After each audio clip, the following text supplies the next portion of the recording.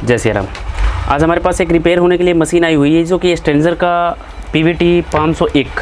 सर्वप्रथम मैं मशीन का मॉडल नंबर आपको दिखा दूं तो ये देखोगे आप स्ट्रेंजर का PVT 501 का ये मशीन हो जाता है। और इसमें प्रॉब्लम की बात करूँ तो कुछ अटपटा प्रॉब्लम है, जिसमें कि सर्वप्रथम आप इसका प्रॉब्लम को देखो, उसके बाद मैं आगे की बात करूँगा कि आखिरकार इसको मैंने कैसे सॉल्व किया और कैसे इसको बनाई जाती है।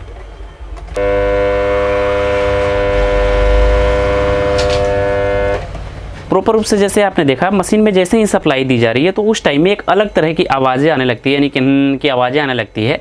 और आपका जो इसमें स्पीकर लगाए रहेंगे या आपका बॉक्स लगाए रहेंगे वो क्लियर व्यू आवाज़ नहीं दे पाएगी, क्लियरेंस आपका साउंड नहीं मिल पाएगा। तो आखिरकार अगर इस तरह की प्रॉब्लम आपकी मशीन के साथ आती है तो उसको कैसे सॉल्व की जाती है और कैसे बनाई जाती है, वही विधि मैं आप इस वीडियो में बताने वाला हूँ। सर्वप्रथम मैं एक चीज़ आपको बता दूँ कि इस तरह की प्रॉब्लम जो होती है ना कितने प्रकार से उत्पन्न होती है। आपका पावर का भी प्रॉब्लम हो सकता है, आपका मॉसफेट का भी प्रॉब्लम हो सकता है, आपके ट्रांजिस्टर का भी प्रॉब्लम हो सकता है। सर्वप्रथम तो मैं ये बात करूँ, ये मशीन जो है ये ओरिजिनल नहीं है, ये दिल्ली सेट मशीन है। जो ओरिजिनल होते हैं ना उसमें आपको 37-73 के जो ट्रांजिस्टर होते हैं, इस तरह के जो ट्रांजिस्टर होते हैं वो लगाए रहते हैं। लेकिन इसमें देखो आप मॉसफेट लगाई गई है जो कि 5200 की होती है। तो ये दिल्ली सेट मशीन है, फिर भी कोई बात नहीं है, चलती है मशीन, बहुत अच्छी खासी है। बट इसमें प्रॉब्लम आपने जैसे अभी सुना कि इसकी हमिंग नहीं जा रही है। अगर इस तरह की प्रॉब्लम आपके साथ मशीन भी आ रही है, जैसे आपका मशीन 1200 वाट की हो, 700 वाट की हो, 500 वाट की हो, 300 वाट की हो, 1000 वाट की हो, 200 वाट की हो, 2000 वाट की हो, कितना भी वाट की हो, उसमें आपको कंपोनेंट सेम देखने को मिल जाती है, प्रॉब्लम सेम आपको होते हैं।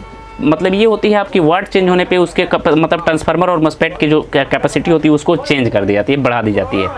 तो अगर ये प्रॉब्लम आपके मशीन के साथ आती है तो आखिरकार उसको कैसे सॉल्व की जाती है, तो इसका पहले आप देखोगे तो मैंने इसका ऑडियो बोर्ड भी खोल रखा है, बेस बोर्ड भी खोल रखा है, सब मैंने बोर्ड खोल रखा है ताकि हमको प्रॉब्लम चेकअप करना था। तो हम अभी देखो हमने इसको क्या क्या चीज़ चेकअप की जाती है। सर्वप्रथम अगर आपके मशीन के साथ ऐसी प्रॉब्लम आती है तो उस टाइम में आपको किन किन बातों का ध्यान रखना होता है। तो सर्वप्रथम आप अपने मशीन हमारे मीटर की तरफ देखोगे, जब तक आप वोल्टेज मेजरमेंट नहीं समझ पाओगे तब तक आप मतलब मशीन का काम नहीं कर पाओगे। अगर वोल्ट से अगर गलत लगा देते हो तो फिर आपकी मशीन भी ख़राब हो सकती है। जैसे देखो कहाँ कहाँ क्या चेक करनी होती है।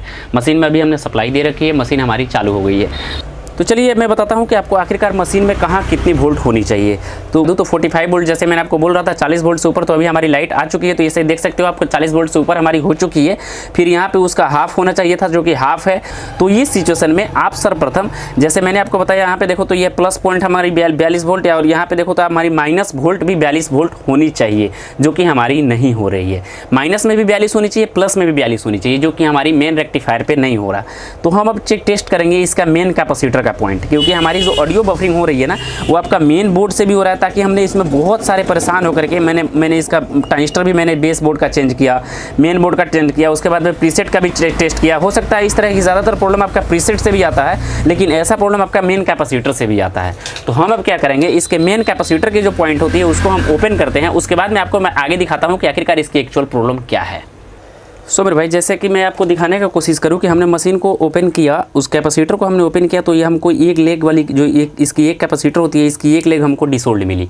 तो हम जिसके कारण से हमारी इसमें मतलब फ्लक्चुएट हो रहा है, दोनों जोन में हमारा प्रॉपर करंट नहीं पहुंच रहा था, जिसके कारण से इस तरह की प्रॉब्लम हो रही थी।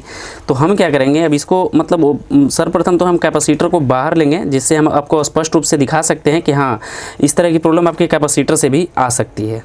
तो ऐसे देखो हमने मेन कैपेसिटर को ओपन किया तो उसके बाद में आपको दिखाई दे रहा होगा, यहाँ पे मैंने जब मेन कैपेसिटर को ओपन किया तो उसके बाद में आपको दिखाई दे रहा होगा ये जो लेग है इसका डिसोल्ड हो गया था, जिसके कारण से ऐसे देखो स्पार्किंग इसमें आने शुरू हो गए थे, जिसके कारण से हमारी प्रॉपर कनेक्टिविटी नहीं हो पा रही थी, जिसके कारण से हमारी ऐसी प्रॉब्लम हो रही थी।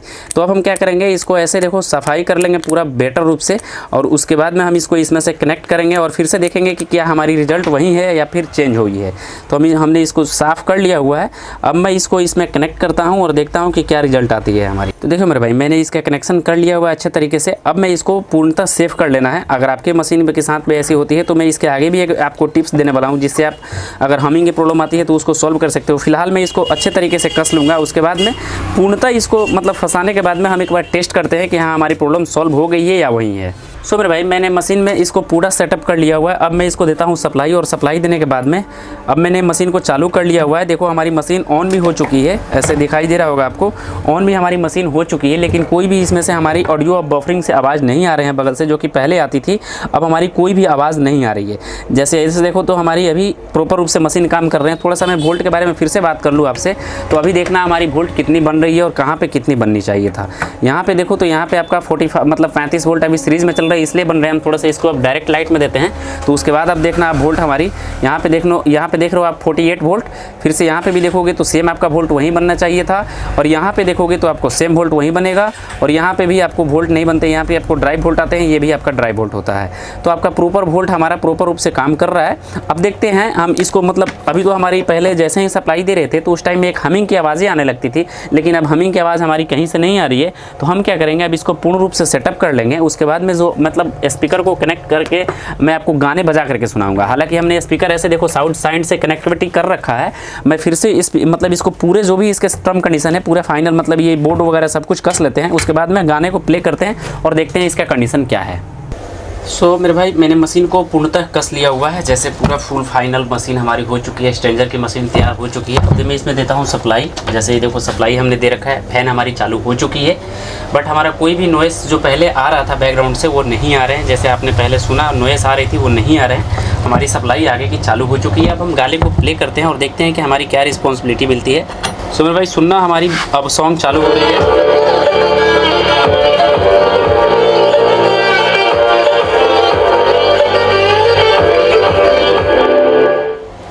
सो मेरे भाई मेरे जो पहले से नॉइस आ रही थी वो नहीं आ रही है। अगर आपके भी मशीन के साथ स्ट्रेंजर की मशीन हो या आपका कोई भी मशीन हो, अगर 500 की हो, 700 की हो, 1000 की हो, 2000 मशीन हो, अगर इस तरह से नॉइस आती है तो सर्वप्रथम जैसे मैंने आपको बताया सारी की सारी टर्म कंडीशन यहीं चेक की जाती है। इसमें भी बहुत सारे अलग अलग सेक्शन होती है। जैसे अगर आपकी नॉइस इससे भी नहीं बनती है तो आपको क्या चीज़ करना चाहिए, ऑडियो बोर्ड में कहाँ से कितने वोल्ट होने चाहिए, कैसे सारी मेजरमेंट की जाती है। अगर नहीं समझ में आ रही तो जरूर बताइएगा। इंस्टाग्राम आईडी नीचे दिख रही है, जहाँ से फॉलो करके हमसे डायरेक्टली मैसेज में बात भी कर सकते हो। मिलते हैं नए जानकारी के साथ। आपका भाई प्रिंस। जय श्री राम।